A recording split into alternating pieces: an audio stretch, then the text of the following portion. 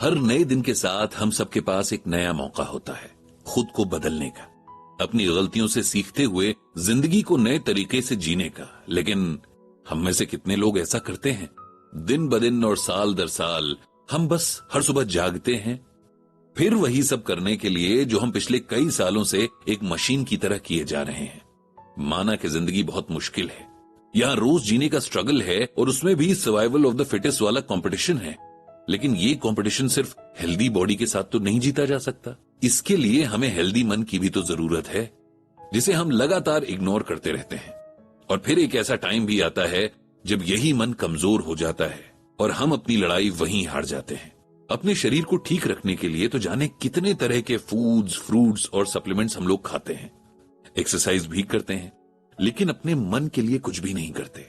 हम ये नहीं सोचते कि एक दिन में हमारा मन कितने सारे अच्छे बुरे थॉट्स, एक्सपीरियंसेस और वाइब्रेशंस को झेलता है। उसे ठीक रखना भी अपनी बॉडी को ठीक रखने जितना ही इंपॉर्टेंट है, या शायद उससे कहीं ज्यादा इंपॉर्टेंट है। श्रीमद् भगवद गीता इसी मन की खुराक है। मन क्या, ये तो मन और शरीर दोनों को चलाने वाली आत्मा की खुराक है।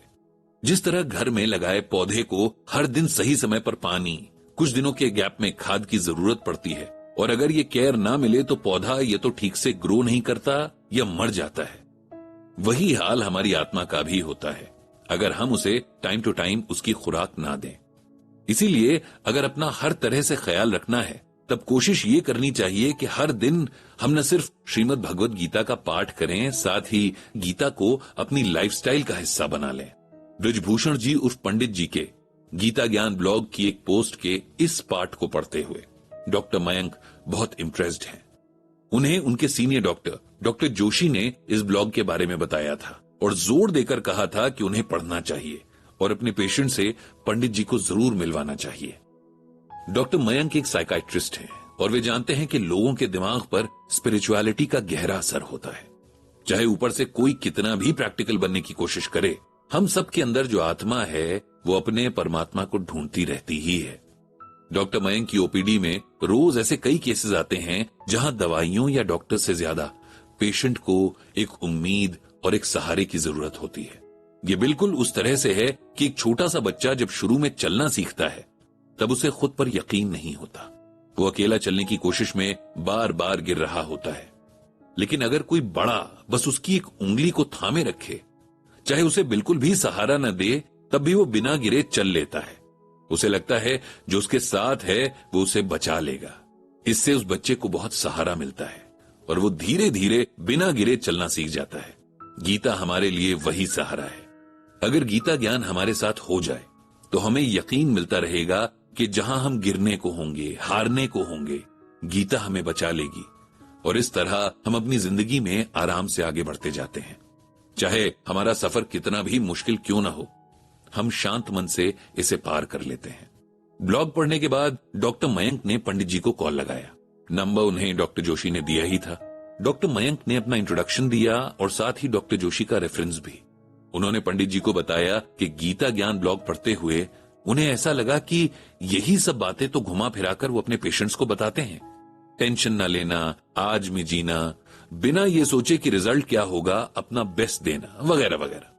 डॉक्टर मयंक ने पंडित जी से रिक्वेस्ट की कि अगर वो थोड़ा सा टाइम निकालकर उनके क्लिनिक आ जाएं और अपना गीता ज्ञान उनके पेशेंट्स के साथ बांटें तो उन्हें बहुत खुशी होगी और उनके पेशेंट्स को भी काफी हेल्प मिलेगी। डॉक्टर मयंक की बातों में इतनी रिस्पेक्ट और ह्यूमिलिटी थी कि पंडित जी मना कैसे कर सकते थे। उन्होंने तो वैसे भी अब अपनी लाइफ को गीता ज्ञान के लिए डेडिकेट कर दिया था। डॉक्टर मयंक से शेड्यूल वगैरह की डिटेल्स लेने के बाद पंडित जी ने उनके क्लिनिक में सेशन के लिए नेक्स्ट वीक का एक दिन फिक्स कर लिया। उन्हें खुशी थी कि मॉडर्न साइंस को मानने वाले लोग भी अब स्पिरिचुअलिटी को साथ लेकर चलने में कोई शर्म महसूस नहीं करते। ये चेंज सबके लिए अच्छा ही होगा। पंडित जी सोचने लगे कि धीरे धीरे लोग अपनी मेंटल हेल्थ के प्रति अवेयर तो हो रहे हैं, लेकिन अभी भी बहुत ज्यादा लेवल पर यह अवेयरनेस देखने को नहीं मिलती।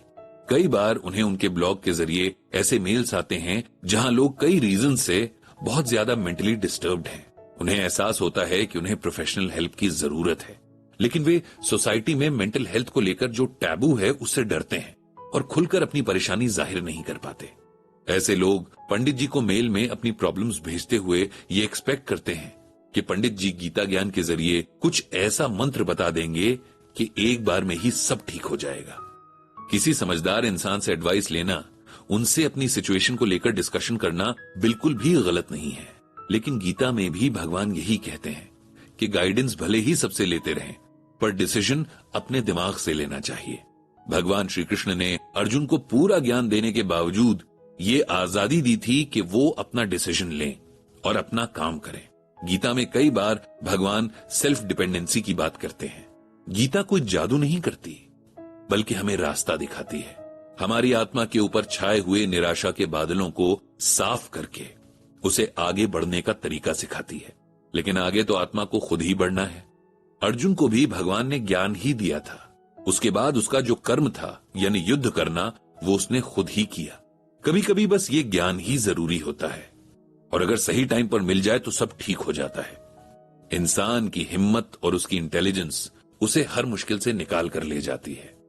किसी को एडवाइस देना दुनिया का सबसे मुश्किल और रिस्पॉन्सिबिलिटी वाला काम है, क्योंकि अगर सही रिजल्ट मिला तो आप सामने वाले की हीरो बन जाते हैं, और मनपसंद रिजल्ट ना मिला तो सारा ठीकरा आपके सर फोड़ दिया जाता है। लोग ये तक नहीं सोचते कि उनके एफर्ट्स और डेडिकेशन में भी तो कमी रह सकती है, या कई बार सब कुछ सही होते हुए भी ऐसे बहुत से बाहरी फैक्टर्स होते हैं जो हमारे काम को वैसा नहीं होने देते जैसा हम चाहते हैं। बस यही सब सोचते हुए पंडित जी नोट्स बना रहे हैं, क्योंकि उन्हें डॉक्टर मयंक के क्लिनिक में गीता ज्ञान का सेशन थोड़ा अलग तरीके से करना होगा। जहां वो लोग सेशन के लिए आएंगे, वे डॉक्टर के पास जाने से पहले जाने कितने प्रवचनों को सुन चुके होंगे, सेल्फ हेल्प की बुक्स को भी पढ़ चुके होंगे, और इससे भी जरूरी बात कि उनकी आत्मा पर तो पहले से ही बहुत सारा बोझ है। पंडित जी इस बोझ को ही हटाना चाहते हैं, बढ़ाना नहीं। इसीलिए बहुत सोच समझकर श्रीमद् भगवद गीता से मोती चुन रहे हैं। अपने कर्म को करते हुए पंडित जी जानते हैं कि उन्हें सिर्फ अपना बेस्ट देना है। उसका कैसा फल मिलेगा, सेशन में आए लोगों को उससे कितना फायदा मिलेगा, ये उनके हाथ में नहीं है। गीता में भगवान श्री कृष्ण ने कहा भी है, तस्माद असक्तः सततम कार्यम कर्म समाचर, असक्तो ह्याचरन् कर्म परमाप्नोति पुरुषः। इसका मतलब यह है कि भगवान श्री कृष्ण अर्जुन से कहते हैं, हे अर्जुन, अपने काम के रिजल्ट के बारे में बिना सोचे हुए इंसान को अपनी ड्यूटी समझकर अपना काम करते रहना चाहिए, क्योंकि ऐसा लगातार करने से इंसान को एक दिन परमात्मा मिल जाते हैं। जो गीता ज्ञान समझते हैं वे ये जानते हैं कि आत्मा का अल्टीमेट गोल परमात्मा में मिल जाना है, जन्म और मृत्यु के बंधन से छूट जाना, और इसके लिए जरूरी है कि इंसान अपना कर्म करता रहे, सही और गलत के बारे में अलर्ट रहते हुए अपनी और दुनिया की भलाई के काम करता रहे, और बाकी सब भगवान पर छोड़ दे। इसके बाद पंडित जी ने भगवान श्री कृष्ण से सबको सद्बुद्धि देने की प्रार्थना की।